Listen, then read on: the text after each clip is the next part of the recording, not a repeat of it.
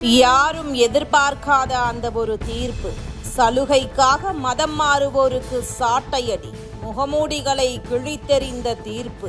பாரதத்தின் நீண்டகால சமூக அரசியல் வரலாற்றில் மதமாற்றம் மற்றும் இடஒதுக்கீடு தொடர்பான விவாதங்கள் எப்போதும் ஒருவித முரண்பாடுகளை கொண்டே நகர்ந்து வருகின்றன.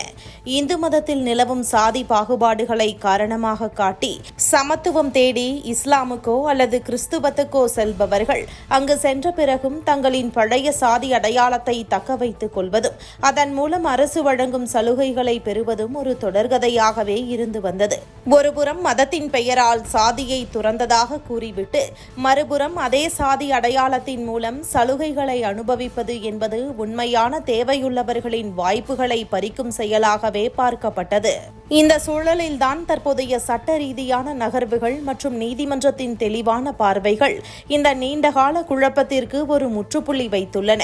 இனி ஒருமுறை மதம் மாறிவிட்டால் அவர்கள் அந்த மதத்தின் பொதுவான அடையாளத்தோடு மட்டுமே அங்கீகரிக்கப்படுவார்கள் என்பதும், சாதி ரீதியான சலுகைகளை அவர்கள் உரிமை கோர முடியாது என்பதும் சமூக நீதியை நிலைநாட்டுவதில் மிக முக்கியமான மைல்கல்லாக கருதப்படுகிறது.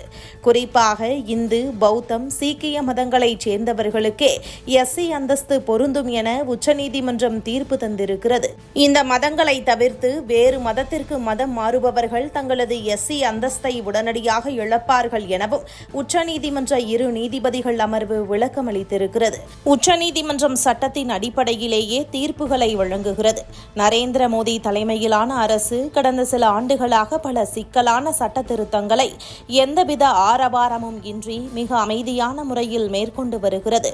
தேச நலனை முன்னிறுத்தி எடுக்கப்படும் இத்தகைய முடிவுகள் மதமாற்றத்தை ஒரு கருவியாக பயன்படுத்தி சலுகைகளை துஷ்பிரயோகம் செய்பவர்களுக்கு பெரும் முட்டுக்கட்டையாக அமைந்துள்ளன.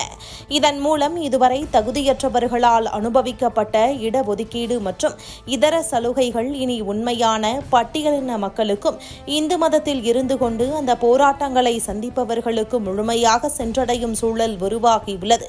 இது வெறும் தேர்தல் அரசியலுக்கான மாற்றம் மட்டுமல்ல, சமூக கட்டமைப்பில் நிலவி வந்த ஒரு பெரும் போலித்தனத்தை வேரோடு அறுக்கும் செயலாகும். இதனால்தான் நாட்டின் இறையாண்மையையும் நேர்மையையும் விரும்பும் தேசாபிமானிகள் மோடி அரசின் இத்தகைய மௌனமான புரட்சியை பாராட்டி வருகிறார்கள். இந்த தீர்க்கமான முடிவுகள் எதிர்காலத்தில் தேவையற்ற மதமாற்றங்களை குறைப்பதுடன் தேர்தல் களத்தில் ஜாதி மற்றும் மத அடையாளங்களை வைத்து விளையாடும் அரசியலுக்கும் ஒரு நிரந்தர முற்றுப்புள்ளியை வைக்கும் என்பதில் ஐயம் இல்லை.